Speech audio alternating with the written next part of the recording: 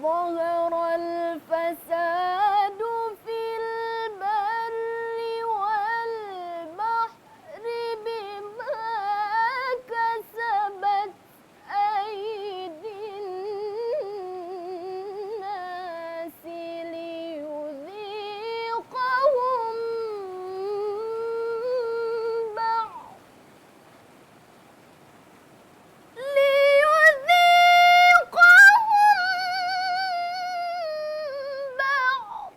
الذي عملوا لعلهم يرجعون.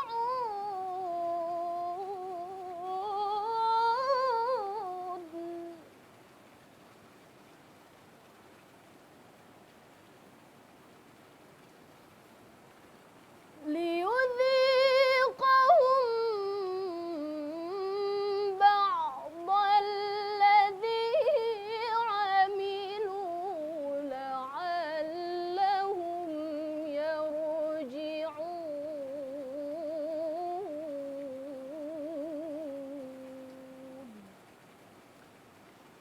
صدق الله العظيم.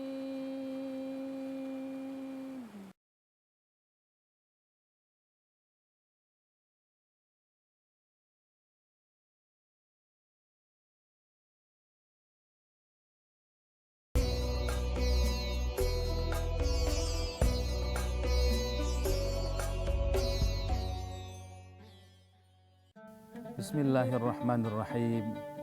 Assalamualaikum warahmatullahi wabarakatuh. Hamdan wa syukran lillah, salatan wa salaman ala rasulillah, man la nabiyya ba'dah. Allahumma salli wa sallim wa barik ala Sayyidina Muhammad wa ala alihi wa ashabihi ajma'in, amma ba'd. Pemirsa Harmoni Ramadan yang dimuliakan Allah Subhanahu wa Ta'ala, kembali kita bersyukur memuji Allah Qadir Rabbul Jalil. Saat ini, detik ini Allah masih hidupkan kita dan Allah masih menguatkan batin kita untuk berubudiyah kepada Allah. Mudah-mudahan sampai akhir hayat kita adalah hamba Allah yang terus berubudiyah dan bertakwa kepada Allah. Salawat beriring salam pada Rasulullah sallallahu alaihi wasallam.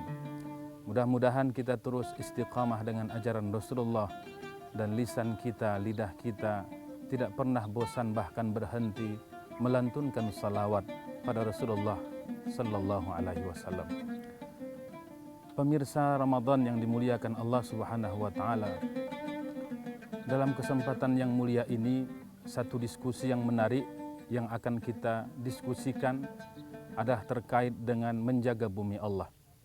Saat ini kita bisa menyaksikan betapa indahnya bumi Allah yang berada di sekeliling kita, penuh dengan bunga dan tanaman yang mengindahkan dan mengenakkan mata.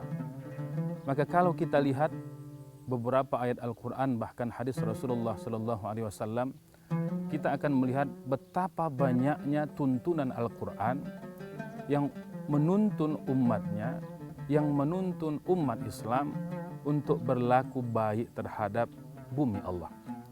Dari sekian misalnya ayat-ayat yang berbincang tentang itu adalah yang populer dan masyhur yang kita kenal dengan surah Al-Baqarah yang menyebutkan wa idz qala rabbuka lil malaikati inni ja'ilun fil ardi khalifah.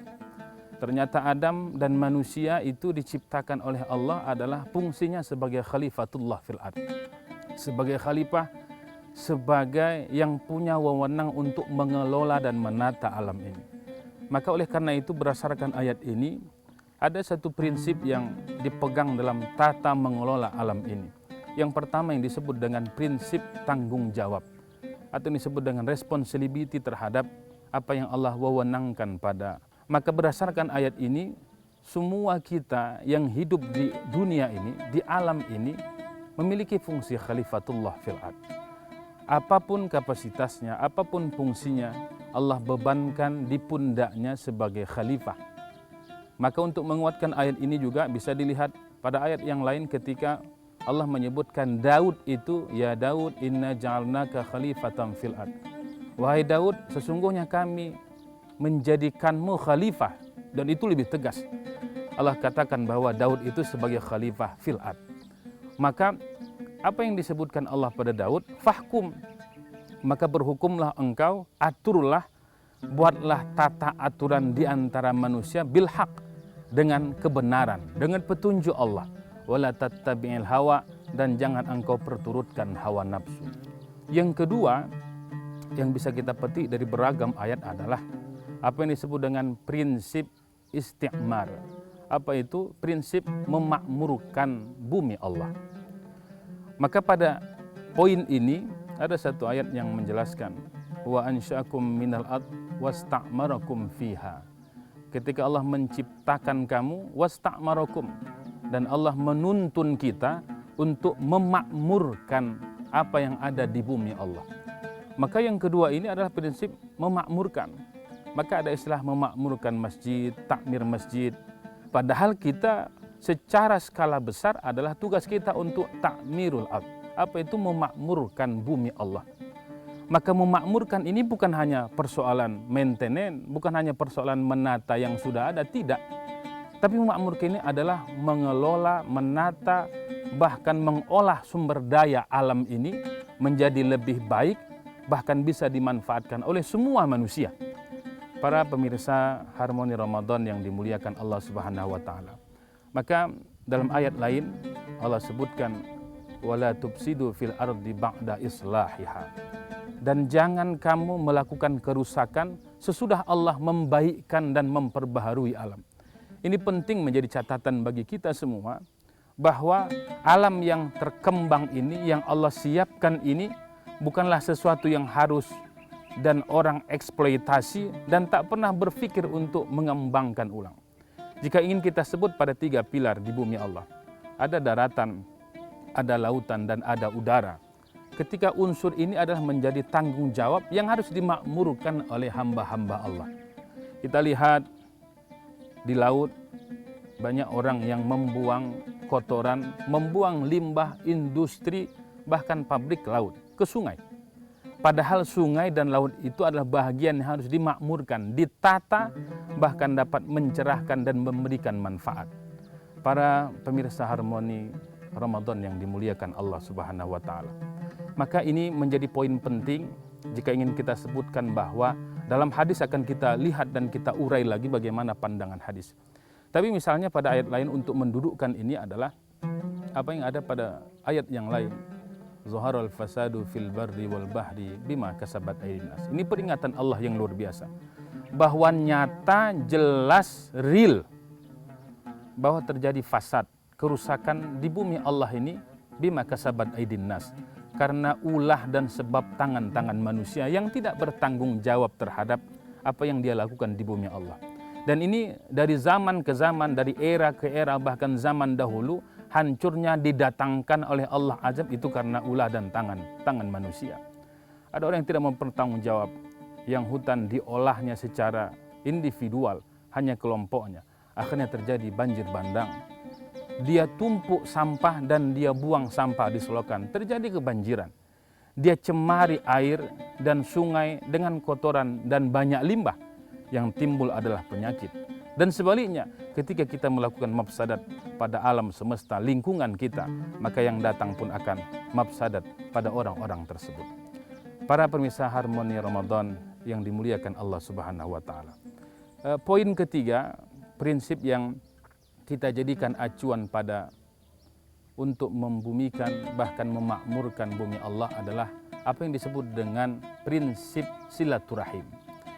Poin ini menarik karena boleh jadi ada orang akan beranggapan bahwa silaturahim itu hanya sesama manusia.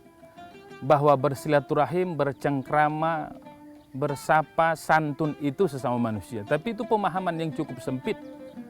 Bahwa bersilaturahim juga terjadi antara manusia dengan alam semesta, dengan alam sekitarnya. Ada satu hadis ketika perang Uhud, dan itu Rasul menyebutkan pada Abu Darda. Ya Abu Darda, tahukah engkau gunung Uhud ini? Apa ya Rasulullah? Lalu Rasul mengatakan, innahu nuhibbuh wa yuhibbuna. Sesungguhnya gunung Uhud itu dia mencintai kita dan kita mencintainya. Ini menjadi poin penting dalam hadis ini. Rasul menyebut bahwa Gunung Uhud itu mencintai kita, wahai Abu Darda, dan kita pun mencintai Gunung Uhud. Artinya ternyata apa yang disebut dengan tarahum, saling berkasih sayang dan mencinta, itu bukan hanya dengan manusia, tapi juga dengan alam semesta yang ada di sekitar kita. Sampai ilustrasi itu mengatakan bahwa apapun sebenarnya yang ada di sekeliling kita, di sekitar kita, terjadi silaturahim yang intens, silaturahim bahkan kasih sayang yang luar biasa. Bahkan kita harus yakinkan, coba kita kaji dalam biologi dan ilmu yang lain. Alam semesta, tumbuh-tumbuhan yang hijau, dia tak pernah pamrih untuk oksigen yang dia keluarkan yang kita hirup. Dia tak pernah pamrih. Dia tidak pernah mengambil honor untuk apa yang telah kita ambil dari tumbuhan. Pada hakikatnya silaturahim yang kita bangun, yang terjalin, walaupun boleh jadi manusia menyebutnya tidak terjadi, tapi hakikatnya, realnya dalam kehidupan kita, alam semesta ini, bumi ini melakukan silaturahim yang intens dengan manusia. Para pemirsa Ramadan yang dimuliakan Allah Subhanahu wa taala. Maka ini harus dijadikan sebuah pegangan penting bagi kita, menjadi sebuah hot bagi kita bahwa apa yang disebut dengan prinsip silaturahim antara manusia dengan alam semesta harus dijaga dengan sebaik-baik mungkin. Jika alam seandainya terjadi murka dengan manusia, yakinlah bahwa manusia harus introspeksi diri apa yang dia lakukan pada alam ini. Maka apa yang disebutkan Rasul dalam perang Uhud itu, sampai Abu Darda mengatakan bahwa kecintaan manusia pada alam semesta, pada gunung Uhud, maka dia harus mampu mengolahnya sebaik mungkin untuk memberikan maslahat pada umat manusia, bahkan alam-alam yang ada di sekitar gunung Uhud itu. Para pemirsa Ramadan yang dimuliakan Allah Subhanahu wa taala. Maka pada poin ketiga ini, pada poin silaturahim ini harus terjalin. Sampai dalam satu hadis disebutkan oleh Rasulullah sallallahu alaihi wasallam bahwa lahan yang dihidupkan, petani yang menanam tanaman yang bisa dimanfaatkan oleh manusia, tanaman yang indah, semua itu tidak akan sia-sia, tidak akan pernah sia-sia, illa bisadaqah, kecuali yang dia tanam itu merupakan sedekah. Ini menarik jika ingin kita tekankan bahwa jangan pernah ada orang beranggap, umat Islam yang beranggapan dia sebagai petani. Petani apapun itu, dia petani bunga, petani padi, petani sawit, dan banyak petani apapun itu. Dia jangan pernah berpikir bahwa itu hanya usaha mutlak, tidak. Tapi apa yang dia lakukan adalah sedekah. Coba kita renungkan jika seandainya seorang petani dengan 1 hektar dia tanam padi, dengan ribuan orang bisa makan beras dari padi yang dia tanam, ribuan orang, maka yakinlah bahwa dia akan menuai pahala yang luar biasa dari padi yang dia tanam ketika orang lain memanfaatkannya. Maka ini menjadi poin penting sekali, bahwa jangan pernah ada orang menganggap apa yang dia lakukan, dia tanam saat ini hanya untuk usaha dan untuk memenuhi kebutuhan keluarganya, tapi itu dianggap sebagai sedekah. Apapun itu akan menjadi amal dia, dilipat gandakan oleh Allah. Semakin banyak orang memanfaatkannya, semakin jutaan orang memanfaatkan yang dia lakukan, yang dia tanam, maka yakinlah bahwa dia adalah orang yang telah banyak menuai sedekah yang dia tabur di bumi Allah ini. Para pemirsa Harmoni Ramadan yang dimuliakan Allah, setidaknya kita dapat introspeksi dan mengejawantahkan poin ini, amal ini dalam kehidupan kita.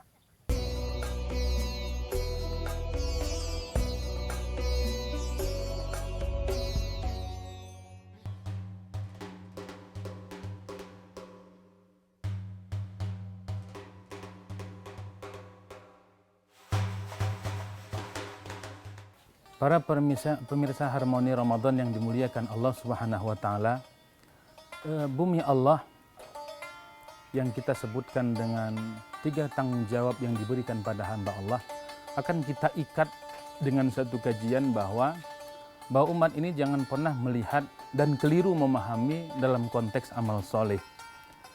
Jangan pernah umat ini memahami amal solih itu hanya dia sholat, berzikir, puasa, baca Quran, ansih. Tetapi dia harus memaknai dan melihat Quran secara komprehensif yang disebut dengan amal solih. Ini untuk mendudukkan betapa sebenarnya proses dan perintah Allah untuk menjaga bumi Allah ini harus difahami sebagai bahagian amal solih. Maka Quran juga membuat ketentuan-ketentuan. Beberapa ayat misalnya menyebutkan misalnya fasalli lirabbika wanhar. Ini menarik untuk kita diskusikan. Maka salatlah engkau karena Tuhanmu dan berkurbanlah. Coba. Allah mengaitkan satu salat, satu kurban. Salat itu adalah ibadah individu, ibadah yang dibebankan pada perseorangan. Tapi begitu berkurban, wanhar, kendati pun itu dilakukan oleh perorangan, tapi dia akan bermanfaat, akan memberikan dampak pada orang sekitarnya. Sama juga misalnya pada surah Al-Baqarah. Allah sebutkan alladzina yu'minuna bil ghaib wa yuqimunas shalah wa mimma razaqnahum yunfiqun. Ada yuqimunas shalah, mendirikan salat, tapi tidak hanya itu.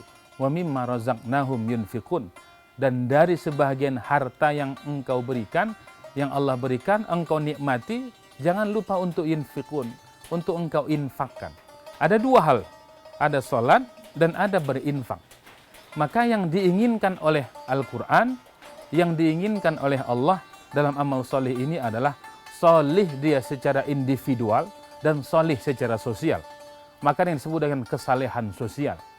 Maka semua proses yang kita diskusikan, bincangkan, menata alam, menata bumi, merawat lingkungan, itu adalah masuk dalam bahagian kesalehan sosial. Maka bisa kita lihat misalnya dalam beberapa hadis yang disebutkan Rasul mengenai lingkungan hidup dan juga bumi Allah. Kata Rasul bahwa seseorang itu dilarang untuk buang air besar dan kecil di bawah pohon yang sedang berbuah. Rasul larang itu. Baik buang air besar dan kecil pada pohon yang berbuah itu dilarang oleh Rasul. Kita dapat ilustrasikan bagaimana kendati pun hebatnya, lebatnya buah itu, tapi kalau di bawah kotor akan sangat tidak simpatik dan enak orang melihatnya. Dan itu mengotori lingkungan pepohonan itu. Bahkan pada hadis lain, Rasul juga melarang seseorang itu buang air besar dan kecil pada air yang tergenang, air yang tidak mengalir. Coba, ini kita menarik sekali betapa sebenarnya Islam cukup peduli dengan lingkungan. Para pemirsa Harmoni Ramadan yang dimuliakan Allah Subhanahu wa taala. Maka Rasul ingin tegaskan dengan banyaknya hadis-hadis yang melarang itu. Sampai kata Rasul, tidak boleh seseorang itu memotong dahan bidara.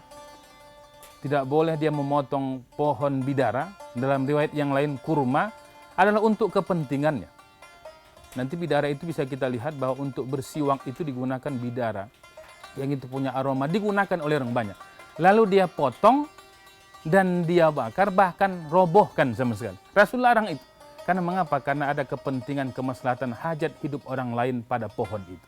Maka sama, semua pepohonan yang ada di sekitar kita, apakah itu dilindungi oleh negara atau bahkan miliknya sendiri, sejatinya dia harus melihatnya itu bahagian daripada yang harus terjalin silaturahim, dia pelihara, dia baguskan, dan dia saling berkasih sayang dengan alam semesta yang ada di sekelilingnya.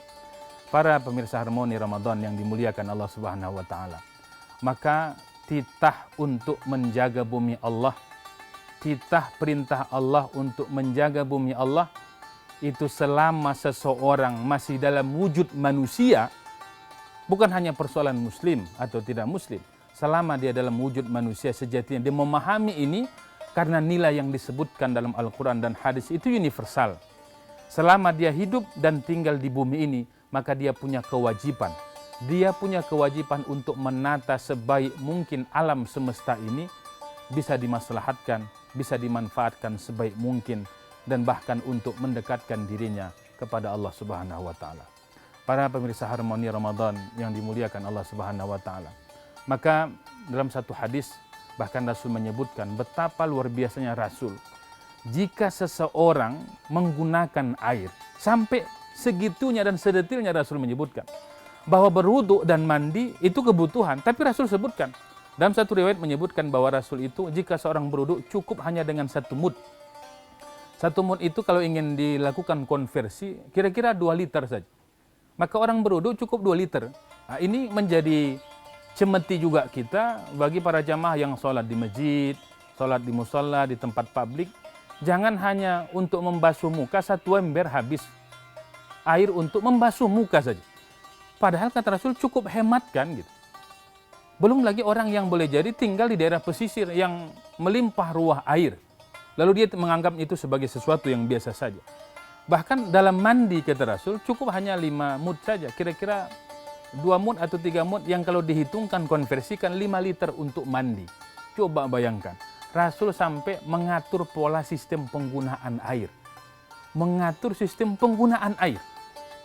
Boleh jadi kita menganggap itu tidak perlu diatur. Tapi Rasul sampai begitunya melihat bagaimana alam ini harus dimanfaatkan, bahwa alam pun bisa akan berakhir, sumber daya alamnya akan habis, maka umat harus berpikir mengeksplor itu, atau bahasa yang lain tadi, memakmurkannya. Bisa saja kalau ada sumur, zaman Rasul, bisa saja ketika kemarau, sumur itu akan kering. Maka kalau terlalu banyak digunakan, bisa akan pemborosan air. Tapi semangatnya tidak boleh tabdzir. Apa itu? Terlalu mubazir dan berlebihan menggunakan apa yang Allah berikan pada kita. Digunakan sebaik mungkin, dimanfaatkan sebaik mungkin, sehingga kita menjadi umat wasato. Apa itu? Umat pertengahan, umat yang memanfaatkan moderat dalam seluruh fasilitas yang Allah berikan pada kita. Para pemirsa Harmoni Ramadan yang dimuliakan Allah, mudah-mudahan Ramadan ini mencerahkan kita, menggugah batin kita untuk menjadi pengawal dan pemakmur bumi Allah. Menjadi orang-orang yang memanfaatkan seluruh fasilitas yang Allah berikan, dikembangkan, dan semuanya ditujukan adalah untuk mendekatkan diri kita kepada Allah Subhanahu wa Ta'ala. Para pemirsa Harmoni Ramadan yang dimuliakan Allah, mudah-mudahan puasa kita dijabah Allah dan kita semakin dekat kepada Allah. Billahi taufiq wal hidayah. Wassalamualaikum warahmatullahi wabarakatuh.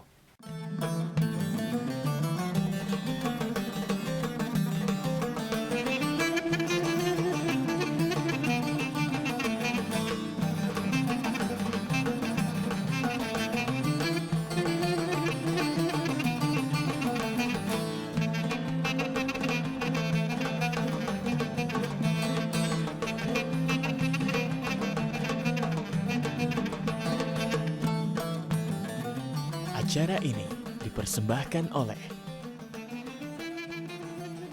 dan didukung oleh